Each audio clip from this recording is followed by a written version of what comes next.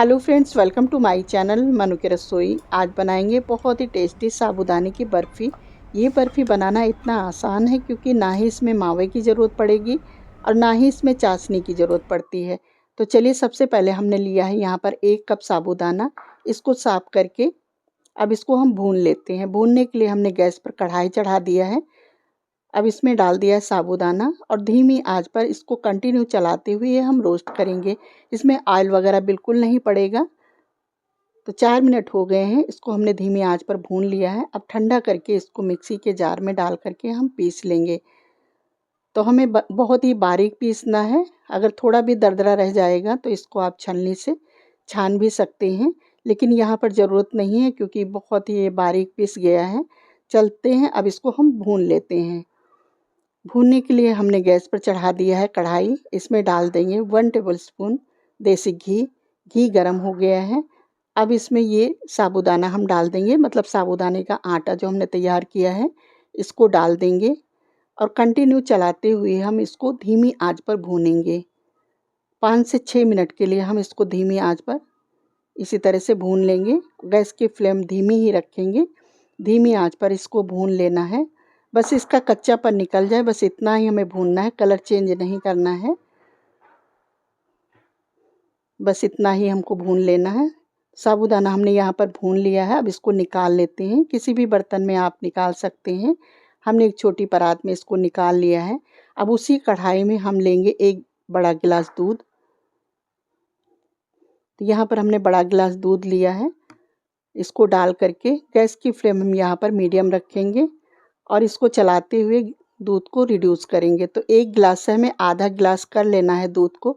अब इसमें हम डाल देंगे 2 से 3 चम्मच मिल्क पाउडर। तो मिल्क पाउडर डालने से पहले हमने 2-3 चम्मच लिया है दूध गुनगुना। इसमें डाल देंगे 3 चम्मच मिल्क पाउडर, अच्छे से मिला देंगे। उसके बाद ये कढ़ाई में हम डाल देंगे, क्योंकि पाउडर डालेंगे तो कई बार लम्स वगैरह पड़ जाते हैं, तो उनको निकालने में थोड़ी प्रॉब्लम आती है। तो इसलिए हमने मतलब डायरेक्ट नहीं डाला है, मिला करके पाउडर डाला है।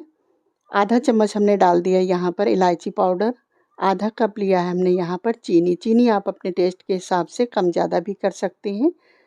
और इधर लिया हमने एक ट्रे, कांच की ट्रे लिया है। आप कोई भी बर्तन ले सकते हैं। इसको घी से ग्रीस कर देंगे, क्योंकि इसमें हम बर्फ़ी जमाएंगे, तो ग्रीस करके इसको हम रख देते हैं। और ये दूध भी गाढ़ा हो गया है।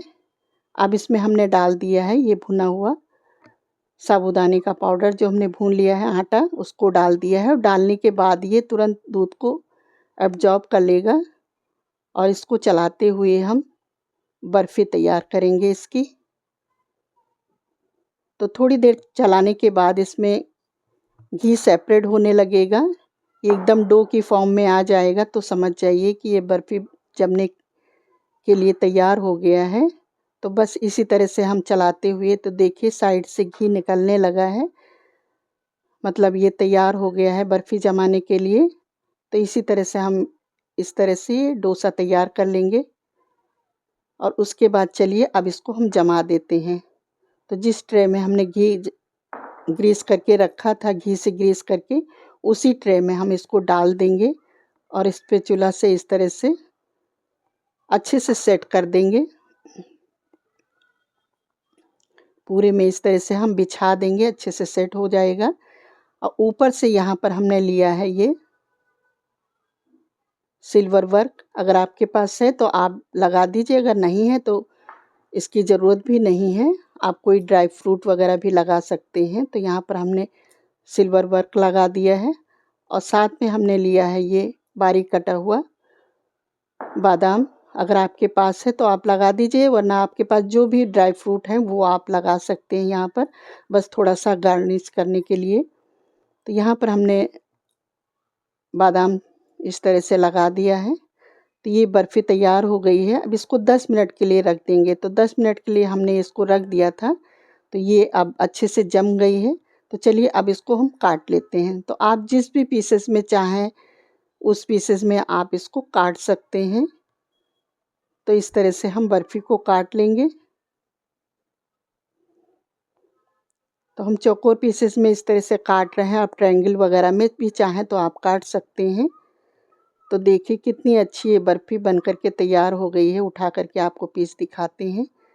तो देखिए दोनों तरफ से बहुत ही टेस्टी ये बर्फ़ी बन कर के तैयार हो गई है और बहुत ही जल्दी तैयार हो जाती है। बहुत ही कम इंग्रेडिएंट में ये बर्फ़ी बन कर के तैयार होती है। तो बहुत ही टेस्टी भी लगती है।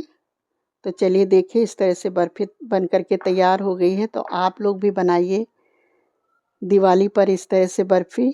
ना ही इसमें खोए की ज़रूरत है, ना ही आपको चाशनी की ज़रूरत पड़ेगी और बहुत ही झटपट ये बन कर के तैयार हो जाती है। तो अब इसकी कर लेते हैं हम प्लेटिंग। तो देखिए एकदम मावे की बर्फ़ी की तरह लग रही है।